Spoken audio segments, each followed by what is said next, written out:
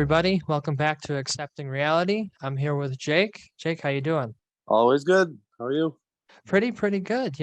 Big news today. We're recording this episode on January 13th, 2022, and the United States Supreme Court issued their ruling on two arguments that were expedited to the Supreme Court on the federal government's vaccine mandates. I'm looking at an article on Forbes.com. The Supreme Court issues their statements on the two vaccine mandates, voting 6-3 in favor to stay, which means the vaccine mandate for private businesses that have 100 or more employees is currently on hold. It cannot be enforced until the lower appeals court makes its decision.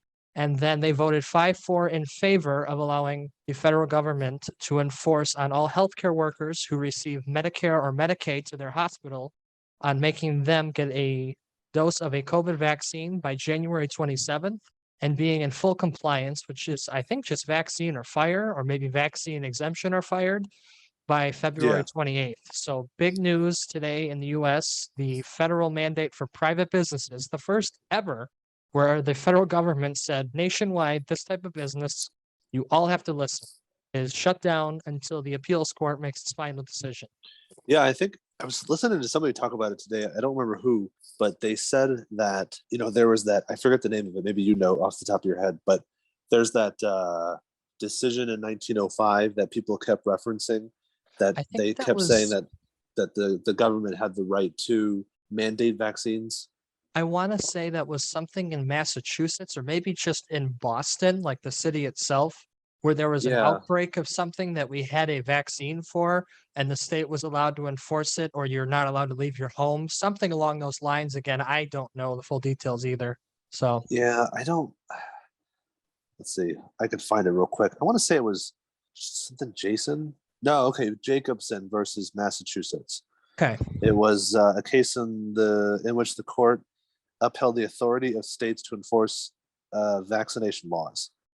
The court's decision articulated the view that individual liberty is not absolute and is subject to the police power of the state. So people kept referring to this as an example to say that when this vaccine mandate that was put in by Biden, when that gets taken to the Supreme Court, then there's no way the Supreme Court's going to rule differently because of this decision in 1905.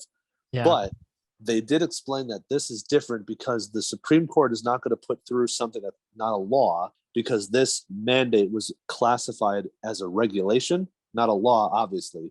So what they tried to do was they tried to put this through without making it a law, and the Supreme Court said, wait a minute, you can't put this through as a regulation and think that we're just going to bypass it like it's just some other law.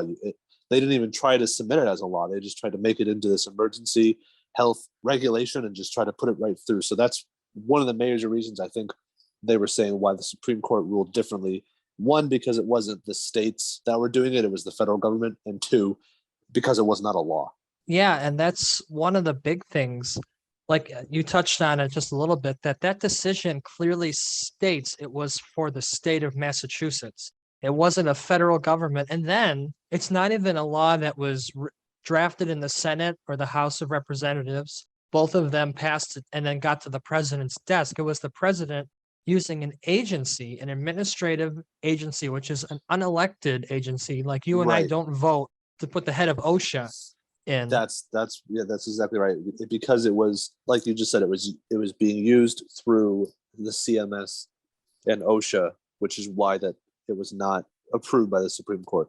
Here's another point that I believe Justice Alito made this argument not argument, but he posed the question to the attorney representing the Biden administration. When has OSHA, because OSHA is strictly for workplace hazards, that is their whole purpose. That's why they were developed in the 70s.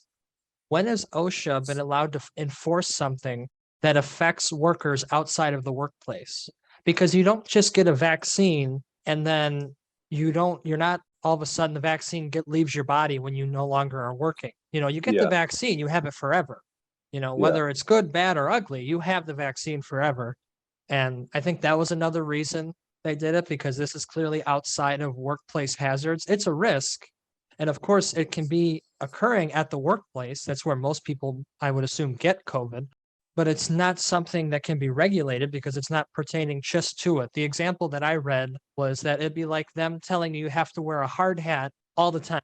Like if you work in construction, you have to wear a hard hat 12 hours a day or 24 hours a day. It's illogical when you put a different situation in. So I don't know how it's exactly going to play out when it goes through this appeal process, but I have the major point to me, because I work in healthcare, was that they still kind of let the door open for mandates for healthcare workers. And I think my biggest fear is that not only, well, obviously that nothing's going to happen with that in terms of changing it, but I fear that the main thing, because so many companies were suing the federal government over the mandate, that because the Supreme Court ruled that private businesses are not mandated to force their over 100 employees, I just wonder if people will sort of be like, okay, that was the major part. The healthcare workers sort of came second, and since the Supreme Court's now ruled in the favor of private businesses, we got what we needed, and we can just forget about it because we're done. Because it doesn't apply to them anymore. Yet I would imagine there's tens of millions of healthcare workers in America. Just a rough guess. I don't know the number, but now all of a sudden their freedom is gone. Their individual choice to get a medical procedure or a medical treatment, whatever you want to call it, is no longer allowed. I think that's crazy. And I'm more concerned that two justices flipped. It was just Chief Justice John Roberts and Justice Brett Kavanaugh. They were against the private business vaccine mandate, but they both voted in favor of keeping it, stating that the federal government has the authority to enforce things on federal healthcare workers, and that vaccine requirements are common in the field, so this should be no different. I think all of that is wrong, personally. I don't think anyone should be forced to get treatments that they don't want. To a certain extent, like, are you going to be around people like a flu shot? It's proven it doesn't stop the transmission of the flu. There's still people who die from the flu. And I don't know many places where a flu shot is mandated. Again, don't work in healthcare, but the flu shot and the COVID vaccine, which is really, they're like one and the same with what they really do. They're just mitigating symptoms. The COVID vaccine is proven doesn't stop transmission. We just spiked cases this last week more than any time in this virus's history, and everyone's vaccinated. Isn't it 75% of the country fully vaccinated? I believe I just heard Jen Psaki say that. What did she say? 81% of the country has at least one dose. Yeah. And which I don't know many people that have one dose. Don't get the second. And then don't have another one, unless it's just timing. Yep. But I mean, yeah, there's so many people that have it, and it's like you can get it, you transmit it. Yep. So that's a huge factor. And if it would be one thing if you were to say that the chances of you spreading COVID or getting it from somebody who is vaccinated are so low, then they would have some sort of argument. But the fact that you can transmit it, they've just come out and said, a couple weeks ago, the director of the CDC said, cloth masks don't work. You have to have an N95. Yep. So these mask mandates, that's kind of, it is what it is. But the vaccine, you get COVID if you have it. And it seems like it's more likely that you'll get COVID if you have it. I know a lot more people who have had it that have the vaccine than don't. But you're also going to spread it. So if you can spread it and get it, then how is it making people safe in terms of those in healthcare that provide services covered by Medicare and Medicaid? I think another thing that this part of the, quote unquote, the science, as Dr. Fauci likes to call himself, completely gets missed. Where is the clause for natural immunity? Like with any of these mandates, because it's already proven that natural immunity works. It is without a doubt proven, like any other virus or bacteria that we encounter as humans, if we survive it, we're immune to it, or we're stronger against it the next time it rolls around. Mm-hmm. Right. And there's no mention of it ever. There's no way you can get like an antibody test from a doctor and show it and say, hey, look, I have the antibodies. Nothing. That's not allowed because it doesn't. I think it's because dollar signs are involved, but that's just me. I always Well, I have the mean, conspiracy side. you live in Chicago, Yep. and Chicago. I mean, you made a great example to me about the Brooklyn Nets play the Chicago Bulls, and Kyrie Irving, who's against the vaccine, who didn't get the vaccine. The team decided that they didn't want him to be on their team because since he's in New York, they would have required him to have the vaccine in order to play home games. And so at the beginning of the season, there was a question of whether or not the team would let him play in games on the road away from New York. And they decided that we're not going to let him do that. He's just banned from the season until he gets the vaccine. All of a sudden, injuries happen on their teams, and then he now has to play because they need his help. So, but then they come to Chicago, and Chicago has put forth this ruling that in order to attend concerts and sporting events, you have to be vaccinated. But those that are the athletes playing in the games that are coming from the visiting team or Touring musicians and musicians. performers, yeah, they don't have to be vaccinated. So you made a great point. I have to be vaccinated to watch Kyrie play, but he doesn't have to be vaccinated to play, and we're all in the same arena. Yep, So I what's the could be point? close from him. What if I could be front row seat, which is like 30 feet from him, and he's Mhm. not vaccinated. So there's no science involved anymore. Yeah, no, It was really scientific. Everyone would have to wear a mask at all times, no exceptions. Otherwise, it doesn't work. I pointed that out. I think it was like July of 2020 or August of 2020. My wife and I were going to see a movie, and we had to wear a mask while we were in line and getting food and drink. And then when we sat down, we took the mask off. So I'm like, well, what's the point? It doesn't make any sense. And the vaccine one is just hypocritical. Like the mayor of Chicago, good luck getting reelected. That's all I'll say on her because she has run herself into the ground politically, and this new vaccine mandate thing is causing so many problems. And now with the Supreme Court striking down the private business one, you really think people are going to respect any other ones? it'll be interesting to see if the states decide, the liberal states themselves say, okay, the federal mandate didn't work. Let's see if we can put through our own Yep. and see how that goes, because they can always just say that we have, as an individual section of the United States, that we can decide what we believe is best for our citizens, and then we'll just see how that goes in terms of reception and how people think about that. Yep. One more point I wanted to make is I know that these justices are not supposed to take a political side, Right. but it's clear whatever president appoints them, they usually follow with that president's ideology. Sure. It's pretty.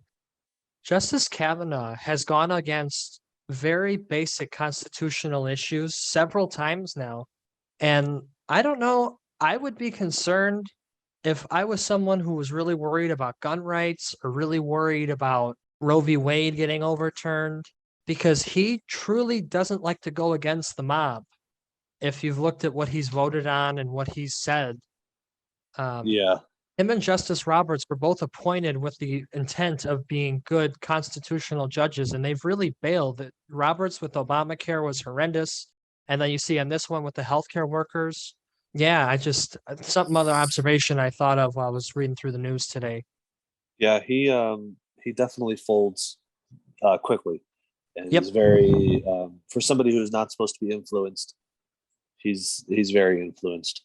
Yep. And it's hard not to with the culture and society we have today. And that was actually one of Thomas Jefferson's greatest fears of our country. He's like, I fear the political polarization of our Supreme Court. He said that would be a bad time in America. And I think we're almost there, if not already. I'm surprised too that even with this decision specifically just being the most recent, I'm surprised that and there's some bylaw that probably says they have to, but I'm surprised that they even announce which justice took which side. I think they Just have because to. you would think that they would, Wouldn't want to. they would, yeah. I mean, everything else in politics seems to be somewhat, in terms of, I mean, besides senators and voting for bills and stuff and legislation, but you'd think in terms of the Supreme Court, if they're all supposed to be unbiased, that they would keep their decisions away from the public eye, because then you kind of know, okay, this person, because he was appointed by so and so, has a track record of only doing what that president would have done because of their Republican, Democratic, whatever views. Yeah. I mean, I saw a headline or I saw something on Twitter or Facebook that the title was "The Trump Judges Put Millions of Americans in Danger." It's like, really? Like that Yeah. I know. no Yeah. sense. And two, that's just there to get clicks, which I didn't click on it, but I scoffed at the title. Well, Yeah. They always take it. I mean, everyone thought that when Amy Coney Barrett became the judge, I mean, everyone thought that she was going to become the most. What is it? I heard people say that we were going to go back to women were going to revert back to yeah, they were before the going Great to repeal Depression. the 19th Amendment and women wouldn't be able to vote. Yeah, that's what a woman on the Supreme Court would do. So they just, who knows? Yeah. Who knows? Well, that type of crazy mindset leads me into the next thing I want to talk about tonight, and that is the whole, crazy obsession with income inequality. Now, I had several people, I actually remember this. I was in a business philosophy class. I had to take it to graduate in college. And one of the sections we talked about was income inequality. And how the teacher did it was each night there was a debate. And I didn't like to debate too many of these things. Wasn't that interested, but this one I raised my hand right away and I debated this because it really drives me crazy to a point because it's pure jealousy in my mind. The Mhm. basis of income inequality is that there's too big of a gap between the average working class American citizen and the wealthy billionaire investor, hedge fund, tech developer, you name one of those big fields, and there's too big of a gap. So we need to fix the gap. And so how we fix it, according to the people on the left, is we tax the rich and the wealthy and the hardworking higher ups at an obscene rate and give tons of breaks and tons of benefits and tons of free money to people who don't want to better themselves or don't want to try a different field. And that just fixes income inequality because everything has to be equal, not equal opportunity, equal outcome. And I just think that's wrong politically and very immoral as someone who was raised Catholic. So, Yeah, I think too. This question comes up with between men and women a lot, yes, the and gender gap. yeah, and obviously there's a lot of reasons as to why men make more than women. I mean, it's not just because of their gender, but I think it's important to note that when you allow people, and this is just speaking in terms of the gender argument, when you allow men and women to choose what they want to choose, they choose more like predominantly female and male jobs depending on which gender. So for instance, you could have school teacher, nurses, and I'll just say psychologists. I don't know about psychologists, but nurses and teachers are predominantly female jobs. Then you could have a engineer and a Construction worker. Sure, construction worker, contractor, something like that. Those are predominantly male occupying jobs. If you let people decide and get rid of legislation that promotes equality of outcome, if you let people decide what they want to do, women will tend to still choose. Actually, they choose even more jobs that would be considered more female. And so the idea that you have women who are being forced into jobs because they can't get a job that a man has because of race, or I'm sorry, gender, is doesn't even make any sense because the data shows that it's actually going the complete opposite direction. So in your case, when you have people really, really rich and then you have people really poor, or I shouldn't even say poor, just poorer than somebody in the top Fortune 500 company, they will look at that and say that that person who makes less money should make more just because of them being a human being. Yeah. Let's not talk about the fact that they didn't work as hard. They're bad with money because people who are poor are bad with money. That's just how it is. Because no poor person is great handling money and investing and saving. That just doesn't work.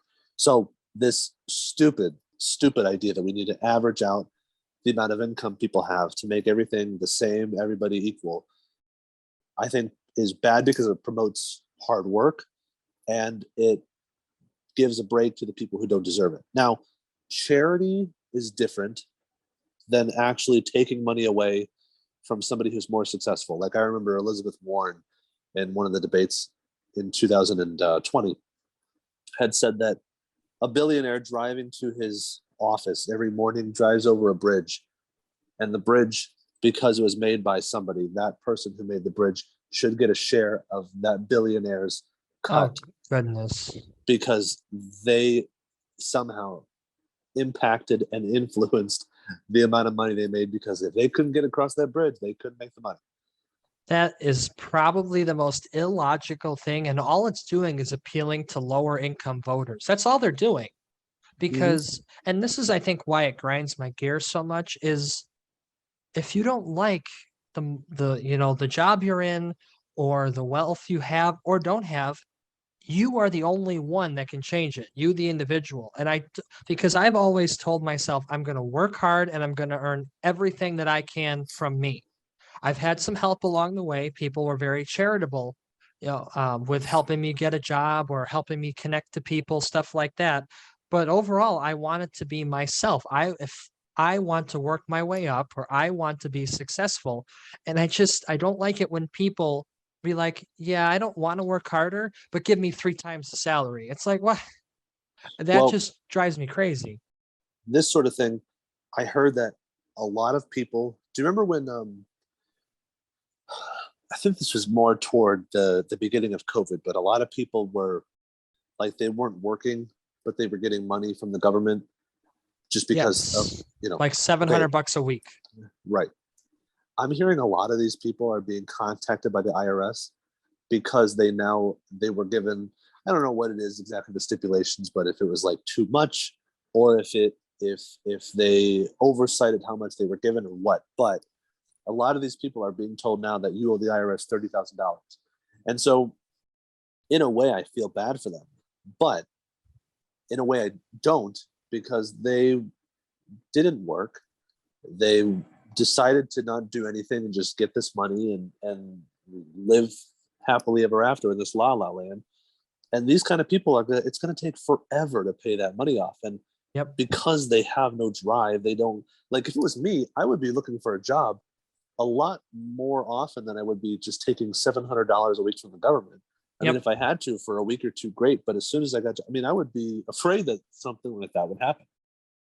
Yeah, I read, I think it was something on Facebook where someone said that when the richest people pay a tax rate of 8%, you're living in a country that doesn't help out the average American. And I wanted to just explode at the screen because it's just wrong. These people, were you the one that told me that Jeff Bezos or Elon Musk work like 100 hours a week? Yeah. Elon How Musk. many of these people work 100 hours a week? They barely work 100 hours a month.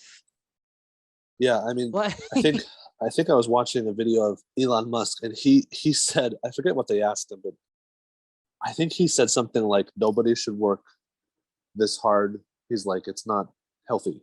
He's like, it actually hurts my brain, the amount of hours I work. I mean, he's slept in the late 90s, I think. He said he would sleep in the office, and his brother would code during the day, and his brother would sleep at night, and he would get up all throughout the night and code during the night. I mean, he would get no sleep, worked 110, 115 hours a week just to not because he wanted to make money. That's the thing people don't understand.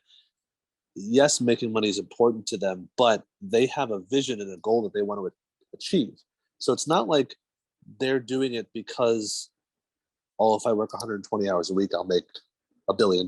They're doing it because they have this goal in mind and they want to reach it. And it's important to them because it's their idea and they want to follow through with it. And if money comes along, that's fine. But let's see these people, how much they've worked and how effective their work ethic is when it comes to having a goal and following through. That's one thing I also believe, is that a lot of these people who become super wealthy, part of it is their drive to be the best. Like, some people are so competitive, they have to win in anything they do. And if something really means something to them, they will work 100 hours a week to be the best. And the money just is a byproduct of it. And the one thing I'll never understand, and this is probably because of how I was raised and my faith in God, is that if you want to do something, you have free will. You live in the richest country ever. Go for it. You have to take a risk. That is a part of life. That is accepting the reality of life. That if you Mhm. want to improve, if you want to better yourself, if you want to try that business, if you want to take that job offer, you have to take the risk. No, not everything is going to be a sure bet. Really, nothing in life is a sure bet. And these people complaining about income inequality and the rich make too much money and we need higher minimum wage and all these other stuff is just, it's mind-boggling to me because no one's making you work a minimum wage job. No one. Yeah, exactly. Yeah, I mean, you have a choice. If you believe you're worth more, that's why it's, I think, among uh, the speech in of itself in Rocky when he talks to his son and he says, "If you know what you're worth, go out and get what you're worth." And it's these people that will complain. And I know somebody. I won't say who they are. I know somebody who went to college and got a degree in something that they thought would pay a lot. It doesn't. They're in debt, and they're in debt 4 times the amount of money they make a year. Oof. But they're never going to change what they do. They're never going to try to go back to school to get A a better job. master's in Yeah. something. Yeah, they're going to just complain. And I mean, it is what it is. It's how if you look at the situation, it's how you perceive it. But yeah, I mean, that's a great point. Those that make $12 an hour, $13 an hour, and continue to complain without changing the circumstances around them are just they're talking to nobody essentially because they're not doing anything to better themselves. And I'm not saying that people don't fall on hard times. And I absolutely think people should have charity to their fellow man, as Christ instructed us to do, when people fall on hard times to help them. But people who are just lazy and want money, as far as I'm concerned, they deserve nothing. They need to show they're trying to work hard just like everyone else, because Mhm. no one is getting off easy, as far as I'm concerned. And it just bugs me to no end when I hear these people complaining about the success of others when they're just out of line. And as far as they're wrong, I'll be blunt about it. Yeah, and it really kind of comes down to how they were raised and the work ethic that they saw around them. I mean, myself personally, there was a lot of people in my life that I saw get up super early, would work a lot, and the job in of itself wasn't important insofar as what they were doing in as the end result. So for example, them working 15 hours a day, that didn't mean as much as what they were working for. So whether it be Mm-hmm. family, bills, whatever, that's what I saw. And so when I started working, I made sure that nobody was ever going to work harder than me. I mean, if you go to any job I've ever had, they're going to tell you that there was that they suffered immensely when I left because you just have that productivity. And I think these people that don't have that same work ethic, it's because partly of the environment that they grew up in, and they didn't look at the situation the way I did or you did or successful people, because you can even look at it as one, I'm going to become better than those around me, so therefore I'm going to work harder. Or two, you're going to say, because of where I am and where I'm from, that's who I am, Yeah. which can be a mistake. I mean, it's that self-fulfilling prophecy: treat a man as he is and he shall remain as he is. Treat a man as what he could be and should be, and he will become what he could be and should be. That's really good. I think that's a really good thing to end on. I'll say one more thing about all this income inequality and the jealousy about the different income and wealth of others is if you want to change how you're living, what you're doing, the wealth you have or don't have, it's all up to you. You have to go for it. This was Accepting Reality. I was alongside Jake. Thanks for listening, everybody. Follow us on all the podcast places that you go: Spotify, iTunes, Amazon. We're also on YouTube, Facebook, and Twitter. Have a good night, everybody.